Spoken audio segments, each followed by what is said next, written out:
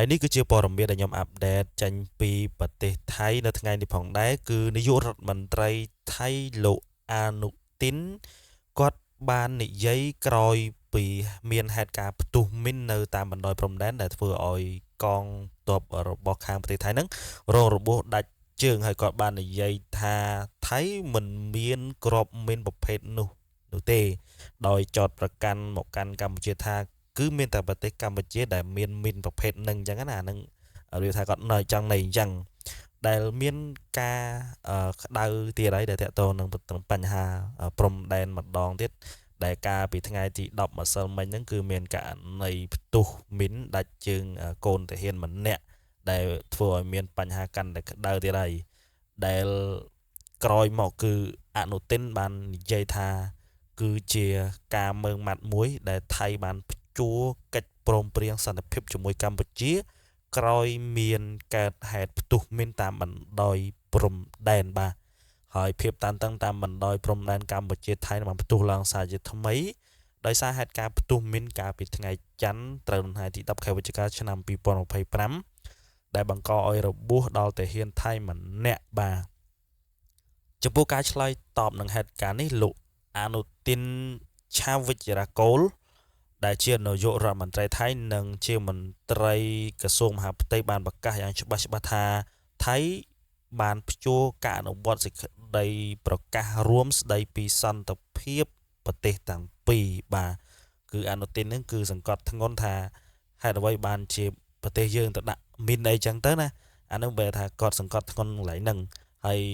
លោកនាយករដ្ឋមន្ត្រីថៃហ្នឹងគាត់បានបន្តទៀតថាថៃអត់មានក្របមីនប្រភេទនោះទេបាទហើយថាខ្មែរយើងក៏ឃ្លើនចឹងអីចឹងដែលពួកគាត់អនុសង្កត់ធ្ងន់កន្លែងត្រង់កន្លែងហ្នឹងក្រោយកិច្ចប្រជុំប្រឹក្សាសន្តិសុខជាតិ NSC នៅថ្ងៃទី11ខែវិច្ឆិកាឆ្នាំ2025ថ្ងៃនេះផងដែរនាយករដ្ឋមន្ត្រីថៃអនុទិនបានផ្ដល់បទសម្ភាសន៍នៅឯវិមានរដ្ឋាភិបាលដោយបានបញ្ជាក់ពីជំហររដ្ឋាភិបាលថៃថា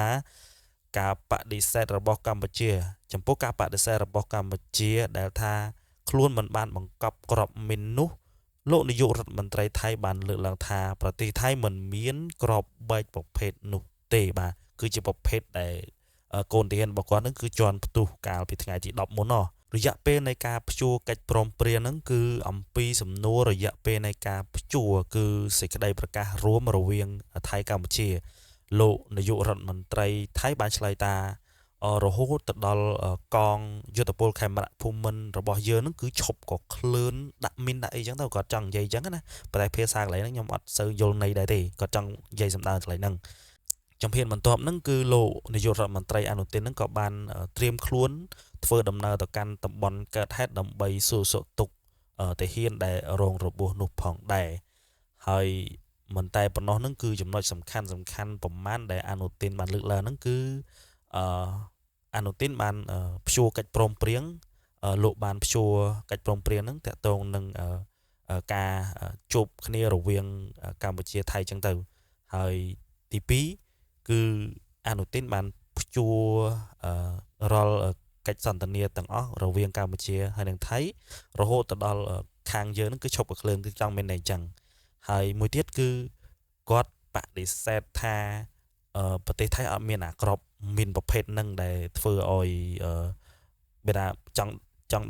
ថាប្រទេសកម្ពុជាយើងទើបនឹងប្រកបថ្មីអញ្ចឹងវាធ្វើឲ្យមានបញ្ហាចម្រូងចម្រាសកលែងបែរថាយើងកិច្ចប្រមាណចំណុចនោះហើយសេចក្តីប្រកាសរួមដែលត្រូវបានព្យួរនេះគឺកិច្ចព្រមព្រៀងសន្តិភាពដ៏សំខាន់មួយដែលត្រូវបានសម្របសម្រួលដោយប្រធានាធិបតីអាមេរិកដូណាល់ត្រាំនៅក្នុងកិច្ចប្រជុំអាស៊ាននៅទីក្រុងកូឡាឡាំពូកាលពីខែតុលាឆ្នាំ2025មុននេះឯងហើយតាមរយៈសេចក្តីប្រកាសរួមប្រទេសទាំងពីរនឹងព្រមព្រៀងដកអាវុធធុនធ្ងន់ចេញពីតំបន់ព្រំដែននិងដោះលែងទាហានកម្ពុជាដែលត្រូវចាប់ខ្លួនទាំង18នាក់បាទនេះគឺជាសេចក្តីថ្លែងការណ៍របស់អនុទិនតាំងប្រមាណចំណុចនេះហើយសង្ឃឹមថាអ្នកទាំងគ្នាបានយល់ទេតទៅនឹងប្រទេសខាងតាលីពីហៅថាប្រទេសសៀមហ្នឹងគឺរដ្ឋមន្ត្រីគេអនុទិនហ្នឹងក៏បាននិយាយពីខាងយើងថាចោតប្រទេសកម្ពុជាថាដាក់មីនថ្មីទៅហើយមួយទៀតគឺចោតថាខាងប្រទេសសៀមហ្នឹងអត់មាន មានប្រភេទនឹងទេអញ្ចឹងណាអញ្ចឹងចោតមកលើប្រទេសកម្ពុជាយើងត្រង់ថាយើងអ្នកក៏ឃ្លឿនទៅដាក់មីនអីចឹងទៅប៉ុន្តែអាហ្នឹងខ្ញុំអត់ទាន់ដឹងពីព័ត៌មានជាក់លាក់ទេប៉ុន្តែអនុទានគាត់សេចក្តីថ្លែងការណ៍អញ្ចឹងគាត់ថ្លែងការណ៍នៅថ្ងៃទី11ថ្ងៃនេះផងដែរអញ្ចឹងយើងមានតែប៉ុណ្្នឹងឯងយើងរងចាំមើលភាគបន្តទៀតទៅតកតងទៅនឹងសេចក្តីថ្លែងការណ៍របស់ខាងថៃអញ្ចឹង